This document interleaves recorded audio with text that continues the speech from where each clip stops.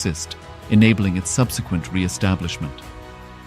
Historical examples dating back to the 18th century include cases like Portugal and Genoa that were re-established after the Vienna Congress of 1815. More recent examples include countries such as Poland, Ethiopia, Czechoslovakia, Albania, and Austria that were re-established after World War II. Even when a nation is deprived of its territory, the nation continues to exist. Its sovereignty and international legal personality continues to persist. The Dalai Lama, as the spiritual and temporal leader of Tibet, exemplifies this principle. In 1959, the Dalai Lama was exiled and forced to flee. Despite the challenges faced, the Dalai Lama continues to advocate for the preservation of Tibetan culture and garners worldwide support for Tibetan autonomy on the global stage. Similarly, from 1309 to 1376, the Pope of Catholicism had been in exile in Avignon. Despite this, he was recognized as the head of state as well as head of the church and given full privileges of the position after their return to Rome. Even in 1861, much of the papal territories had been lost, leaving the Pope with no sovereign territory other than the papal residence and related buildings. Yet his temporal powers were still acknowledged. He was recognized as a head of state, and later, the Lateran Treaty of 1929 formally re-established papal sovereignty over the Vatican City. The Sovereign Order of Malta further exemplifies this principle, retaining international recognition as a sovereign entity despite the permanent loss of their territory upon Napoleon's invasion in June 1798. Despite such permanent loss of territory, the sovereignty and the international legal personality of the Sovereign Order of Malta continue to persist. Much later in 1894, the order settled in Rome and acquired two properties, the Magistral Palace and the Magistral Villa that received extraterritorial status. Today, the order maintains diplomatic relations with 112 countries, issues its own diplomatic passports, currency stamps, and vehicle registration plates, and has been granted observer status in the United Nations. All these examples of state re-establishment illustrate the principle of continuity of states, as per international law, that a state's legal personality persists over time. A nation continues to exist even after a complete loss of territory. A far more striking example is of the oceanic countries, which are under the threat of their entire nation being drowned and submerged due to rising sea levels owing to global warming.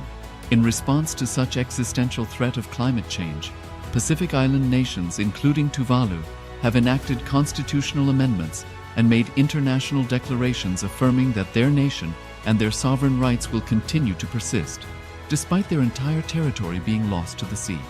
This proactive stance is highlighted in the Constitution of Tuvalu Act 2023 and the Pacific Islands Forum Declaration of 2021.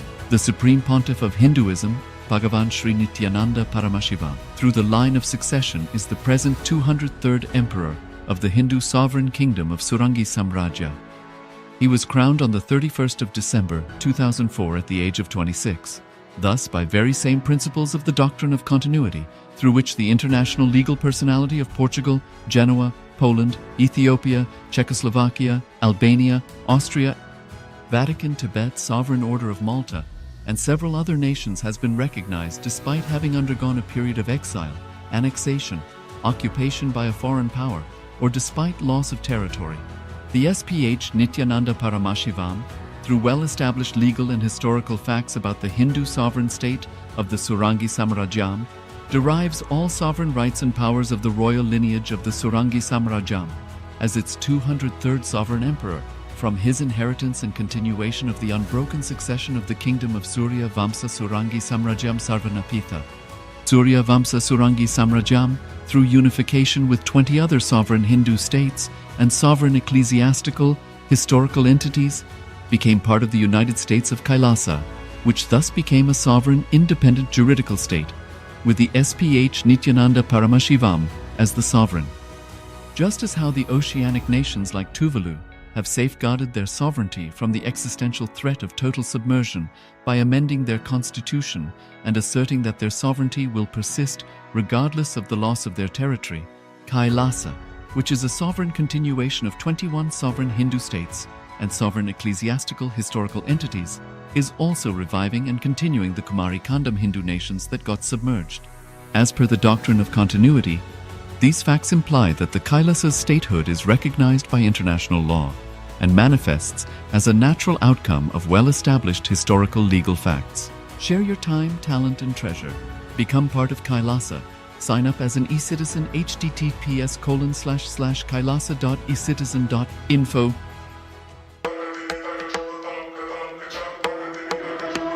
With Paramashiva's grace, we have evolved UAN, United Nations for Ancient Nations. Paramashiva successfully manifested, and now he is introducing this to all of you, to the world formally, United Ancient Nations. It is United Nations for Ancient Indigenous Nations. This is a profound intergovernmental body. More than 100 ancient nations are already part members of this UAN. It is to unite and support all the indigenous nations, indigenous kingdoms all over the world.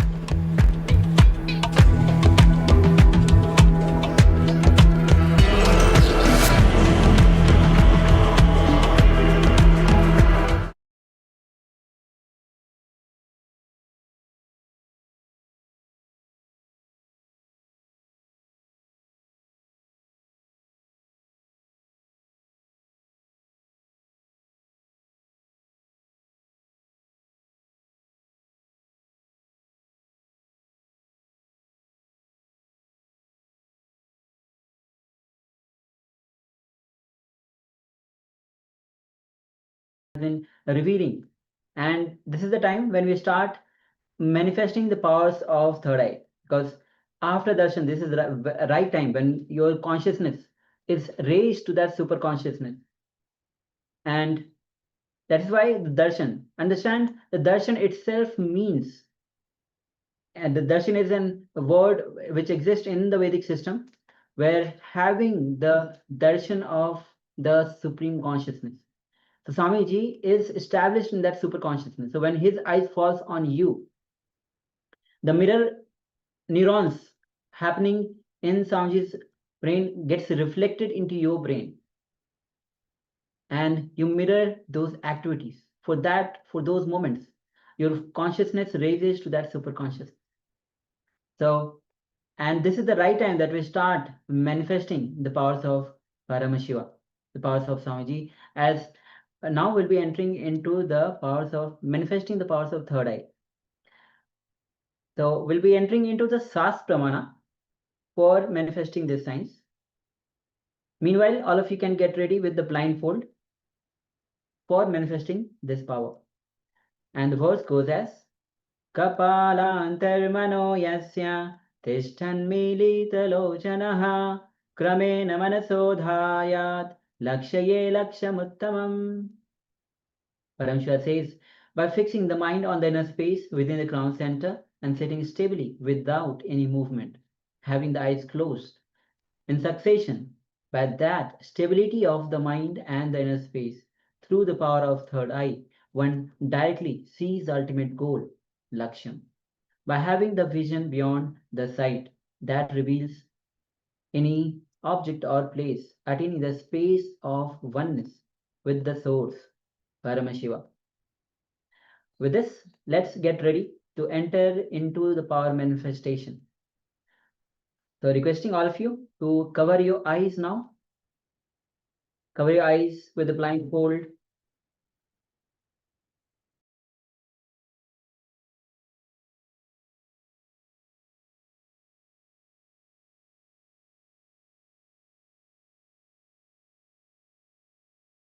So let's go ahead. You can cover your eyes now with the blindfold. If you don't have a blindfold, you can use a piece of cloth to cover your eyes, because we are manifesting the powers of third eye. Seeing through the third eye. So make sure that light doesn't fall on your screen. And before that, let's welcome each one of us who are here with us. We have Ma Parabraham Sarupini Nithyananda Ma. Nithyananda. Ma Li Tang, Nithyanandam. Nithyananda. We have Dog Kui, Nithyanandam. Nithyananda. Ma Stephanie Daters, Nithyanandam. Nithyananda. Ma Trinendra Kananda, Nithyanandama. Nithyananda. We have Wei Chung Fang, Nithyanandam. Nithyananda. Ma Nitya Shodashi, Nithyanandam. Nithyananda. We have Ma Mahabhairava, Nithyanandama. Nithyananda. Ma Aghur Sarupni, Nithyanandam. Nithyananda. We have Sharma Muse, Nithyanandam. Nithyananda. Ma Mahasatya, Ma Param Satya, Nithyanandam. Nithyananda. We have Ma Kala Kala Priya, Nithyanandama. Nithyananda. We have one Ma with name of the phone camera. You can rename yourself, Ma. Cosmos 16 Pro Max. You can rename yourself with your name. We have Su Weiping, Nithyanandam. Nithyananda. We have Li Zwan Zhao, Nithyanandam. Nithyananda. We have Ma Kartika Arunachalam, Nithyanandama. Nithyananda. Ma Jyoti, Nithyanandam. We have Ma Jnana Pradata, Nithyanandam. Ma Jnana Prakashini, Nithyanandam. Ma Yuan Keven, Nithyanandam. And we have Ma Nitya Mangala Rupini, Nithyanandam. Yes, so once again, welcome all of you on this beautiful journey of the Paramashivoham, the glimpses of Paramashivoham. And we just had, before darshan, we had the intense yoga. We were in Dviti Vinyasa Krama. We had the difficult asanas as well today. Hope all of you have enjoyed the yoga. You had some breakthrough through the yoga. And we had the puja after that. Make sure if you want to share your experience, you can share that as well. And of course, we had the darshan of the Supreme Pontiff of Hinduism himself. He himself came to give the darshan. You can share any clicks, understanding, cognition, experience that you received.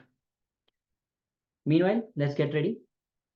We can cover your eyes now. We'll be entering into manifesting the powers of third eye. We'll be projecting, with acharyas, we'll be projecting you an image on your screen. And through the power of third eye, see what Swamiji is revealing to you.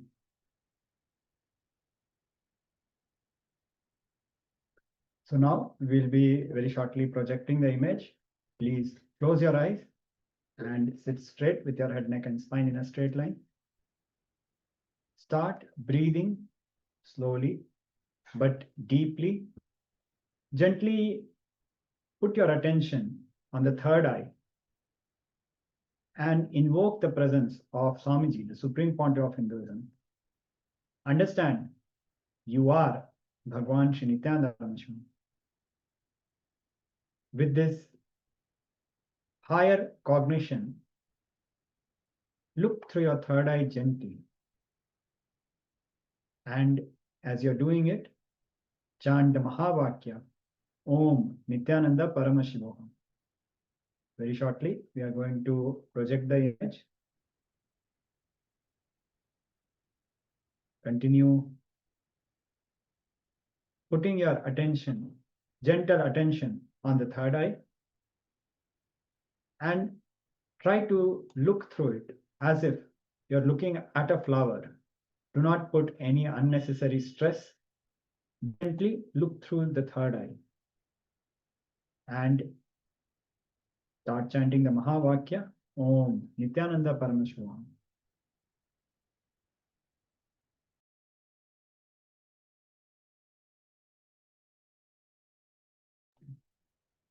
Om Nithyananda Paramashivoham.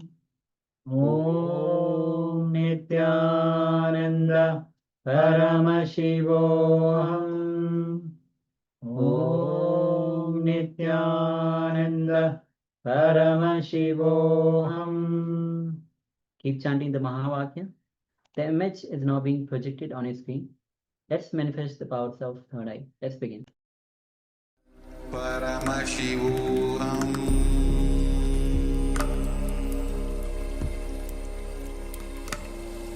Om Nithyananda Paramashivoham.